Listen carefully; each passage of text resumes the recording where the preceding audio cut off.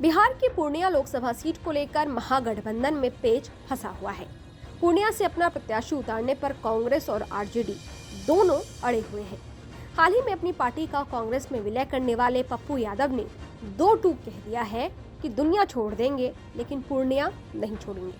पप्पू यादव का कहना है कि पूर्णिया उनकी मां जैसी है, चुनाव लड़ेंगे तो पूर्णिया से ही। आपको बता दें कि कांग्रेस में अपनी पार्टी का विलय करने से पहले पप्पू यादव ने आरजेडी अध्यक्ष लालू यादव से मुलाकात की थी। उस वक्त ऐसा माना जा रहा था कि आरजेडी की हरी झंडी मिलने के बाद ही उन्होंने अपनी जन अधिकार पार्टी का विलय कांग्रेस में करने का फैसला किया है, लेकिन लगता है कि अब मामला उलझ गया है।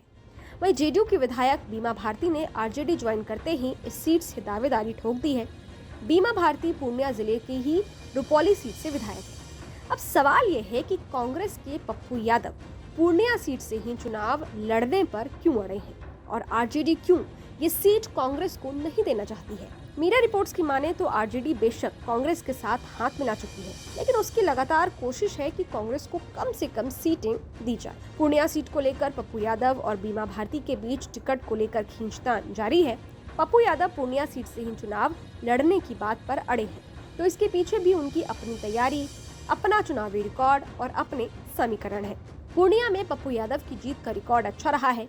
पप्पू यादव 1991 से 2004 तक कभी निर्दलीय तो कभी समाजवादी पार्टी तो कभी आरजेडी के टिकट पर लगातार लोकसभा पहुंचते रहे हैं। हालांकि पप्पू यादव की मां शांति प्रिया 2009 के आम चुनाव में पूर्णिया सीट से हार गई थी। साल 2014 में आरजेडी ने पप्पू को मधेपुरा सीट से उतारा।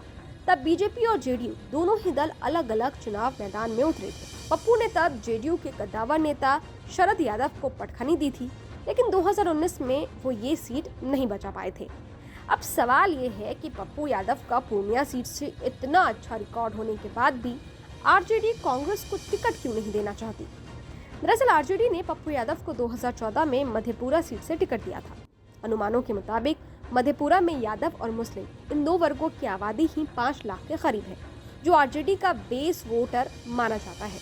यही वजह है कि आरजेडी यहाँ MY समीकरण यानी मुस्लिम यादव समीकरण लगा रही है। आरजेडी पप्पू यादव को इस सीट से उतार कर अपनी जीत सुनिश्चित करना चाहती है। दूसरी वजह यह भी है कि बीमा भारती के पूर्णिया सीट से दावेदारी ठोकने के बाद आरजेडी के लिए मुश्किलें बढ़ गई हैं। जाहिर सी बात है, लालू यादव की पार्टी से टिकट के आश्वासन पर ही बीमा भारती ने पार्टी ज्वाइन किया होगा। कयास पप्पू यादव से लालू यादव की नाराजगी के भी है।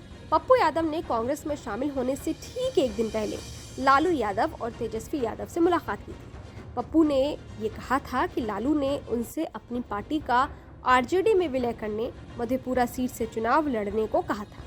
लालू से मुलाकात के बाद अगले ही दिन पप्पू यादव ने अपनी पार्टी का कांग्रेस में विलय कर दिया। पप्पू यादव के इस कदम से लालू की नाराजगी के भी चर्चे हैं। पूर्णिया सीट के समीकरणों की बात करें तो यहाँ यादव और मुस्लिम फैक्टर के साथ ही दलित और ओबीसी की कुशवाहा जैसी जातियां निर्णायक भूमिका निभाती हैं। स्वर्ण मतदाताओं की तादाद भी अच्छी खासी है। आरजेडी को ये उम्मीद है कि बीमा भारती को उतारने से उसके बेस वोटर मुस्लिम यादव के साथ ही दलित मतदाताओं का साथ भी पार्टी को मिल सकता है, और ऐसा हुआ तो जीतने की संभावनाएं भी बढ़ सकती है।